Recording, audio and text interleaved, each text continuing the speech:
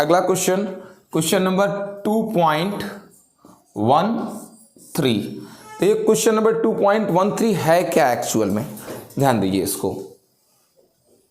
ये है क्वेश्चन, कह रहा है कि बी भुजा वाले एक घन के प्रत्येक शीर्ष पर स्मॉल क्यू चार्ज है। एक घन बनाइए और इस घन के सभी शीर्ष पर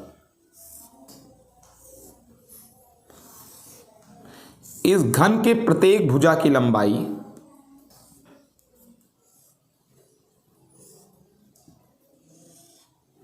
घन के प्रत्येक भुजा की लंबाई b कह रहा है, आप जान रखिएगा इस चीज को। और इस पर small q charge every vertex at every corner and what is saying, कह रहा है कि घन के केंद्र पर विभव और वैद्युत क्षेत्र की याद करिए तीव्रता। तो घन के केंद्र पर विभव आपको निकालना है, घन के केंद्र पर। तो आपको घन का केंद्र कैसे मिलेगा, आप यहां से एक धागा बांधकर यहां तक लेकर आए, ठीक है ना, और सीधे ये धागा लेकर आए यहां तक। थोड़ा मुझे सही करने दीजिए बेटा, ये यहां धागा बांधे यहां तक लेकर आए, फिर अब क्या करिए, अगली बार यहां से धागा बांधिए यहां तक लेकर जाइए। ये हो गया घन का क्या बेटा, केंद्र, ठीक है ना। अब आप ये देख लीजिए कि सर ये डिस्टेंस निकलेगा कैसे। सबसे बड़ा प्रश्न ये है कि इस डिस्टेंस को निकाला कैसे जाए, ठीक है। तो अब बहुत बड़ी सोच की बात है कि कैसे इस दूरी को निकाला जाए। तो मेरे लिए तो बहुत आसान है इस चीज को निकालना। पूछिए कैसे। देखिए इस बिंदु से इस बिंदु तक की, भाई यहां से यहां तक का डिस्टेंस मुझे चाहिए होगा, इस सेंटर तक का डिस्टेंस एवरी वर्टेक्स से। तो वो कैसे निकाला जाए, बहुत इजीली वो निकलेगा। देखिए हम आपको कैसे निकालते हैं, बगल निकाल के दिखाते हैं किसी अलग घन में।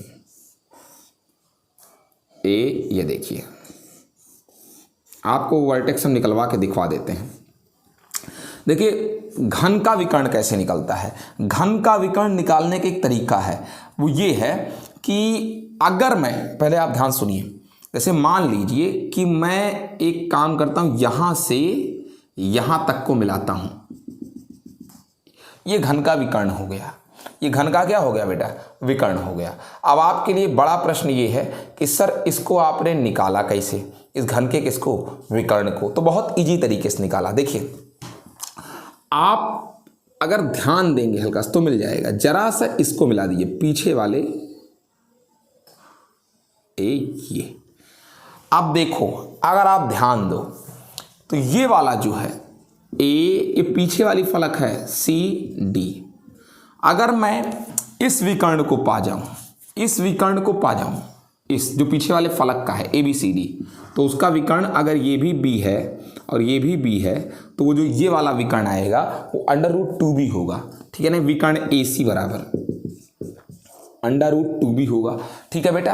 अब उसके बाद ये देखिए कि ये वाला साइड भी b ही है और इनके बीच जो एंगल है, ये जो एंगल है ये 90 डिग्री है, ठीक है ना। तो ये और ये, इसका विकर्ण ये है, यही घन का भी विकर्ण है और यही इस वाले समकोण त्रिभुज का भी विकर्ण है। अगर इसको नाम दे दूं d, ठीक है ना, तो DAC का भी विकर्ण यही है जो घन का विकर्ण है।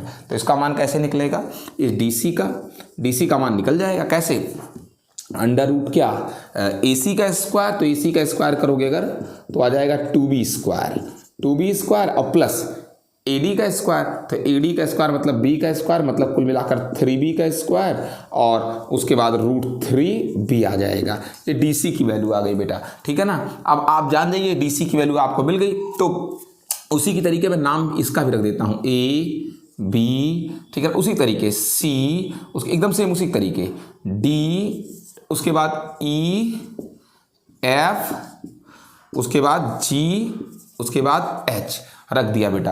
अब आप ध्यान देंगे अगर आप थोड़ी सी, तो इस तरीके से हमको DC मिल गया है। अब DC का जो हाफ होगा, DC का जो क्या होगा हाफ, ये इसको O अगर नाम दे देते हैं तो DC का हाफ हो गया DO। तो DO बराबर कैसे मिलेगा, आधा कर दीजिए, ठीक है ना। तो ये हो जाएगा √3/2b। इस तरीके से आपको ये एक वर्टेक्स शीर से ओ तक का डिस्टेंस मिल गया। अब आठों से डिस्टेंस उतना ही रहेगा √3/2b। अब पोटेंशियल निकाल लीजिए किसी एक के कारण, डी के कारण ओ पर निकाल के उसका कितना गुना कर दें, 1 2 3 8 गुना कर दें, ठीक है ना। तो यानी VO बराबर कह सकते हैं 8 टाइम 1/4πε0 गुणे Q और D से लेकर कहाँ तक का डिस्टेंस, O तक का डिस्टेंस, DO कह देते हैं। ये बहुत इजी हो गया तरीका हमारे लिए, ठीक है ना। तो 8 तो हाई है, इसका 9 × 10⁻⁴ कितना हो सकता है, 9 न्यूटन मीटर स्क्वायर पर कूलम स्क्वायर, ठीक है बेटा। ये मैंने कह दिया, वैल्यू रख दे रहा हूं मैं, ठीक है ना। आंसर शीट से भले ना मैच करे, क्यू कह रहा है क्यू रखो, ठीक। उसके बाद DO तक का डिस्टेंस कितना होगा, DO तक का डिस्टेंस है √3/2b। ये हो गया DO तक का क्या डिस्टेंस। अगर आप चाहें तो Q का मात्रक कूलाम रख सकते हैं, कूलाम, और B का मात्रक आप चाहें तो मीटर रख सकते हैं। 1 मीटर से 1 मीटर काट दीजिए, 1 कूलाम से 1 क्या काट दीजिए, कूलाम काट दीजिए, ठीक है ना। तो जो यहाँ से हमारा VO आ जाएगा वो कितना आ जाएगा बेटा, 9 × 8 = 72 और 2 ऊपर चला गया, 72 दूना 144 अपान रूट कितना 3 हो गया। और उसके बाद 10⁻⁴ कितना बेटा 9, ठीक है ना, मल्टी 10⁻⁴ कितना 9। और यहाँ देखिए Q/, कितना बेटा B, ठीक है ना। आप यही लिख दें Q/B, ओके, ये हो गया। और यहाँ से आपका यूनिट आ जाएगा न्यूटन मीटर बराबर जूल पर कूलाम बराबर कितना हो गया, वोल्ट हो गया। ये फिट हो गया बेटा आपका VO, आसानी से आ गया। O पर क्या पोटेंशियल, अब हमें O पर अभी और क्या निकालना है, अभी आपको O पर निकालना है इलेक्ट्रिक फील्ड। अब आपको बता दें O पर इलेक्ट्रिक फील्ड, अगर आप यहाँ पर कोई टेस्ट पॉजिटिव क्या रख दें, चार्ज रख भी दें, तो ये वाला इसको इधर रिपल करेगा और ये वाला उसको उतनी ही क्वांटिटी से इधर रिपल करेगा। चूंकि दोनों चार्ज इक्वल, ये दोनों डिस्टेंस भी क्या है, इक्वल हैं, ये दोनों डिस्टेंस इक्वल हैं। तो जितना इंटेंसिटी इधर उतना इंटेंसिटी इधर हो गया। इस तरीके से ये नेट कितना हो गया, इंटेंसिटी 0 हो गया। बिल्कुल सेम ऐसे ही B और किसके बीच, G, ऐसे ही बिल्कुल सेम इनके बीच भी होगा, अपोजिट और इक्वल होने के कारण 0। ऐसे ही बिल्कुल A और किसके बीच होगा, F के बीच, अपोजिट और इक्वल कितना हो जाएगा 0। यानी E जो आएगा ऊपर वो नेट कितना आ जाएगा, 0 आ जाएगा। लेट्स मीट बेटा in next video, good bye, take care.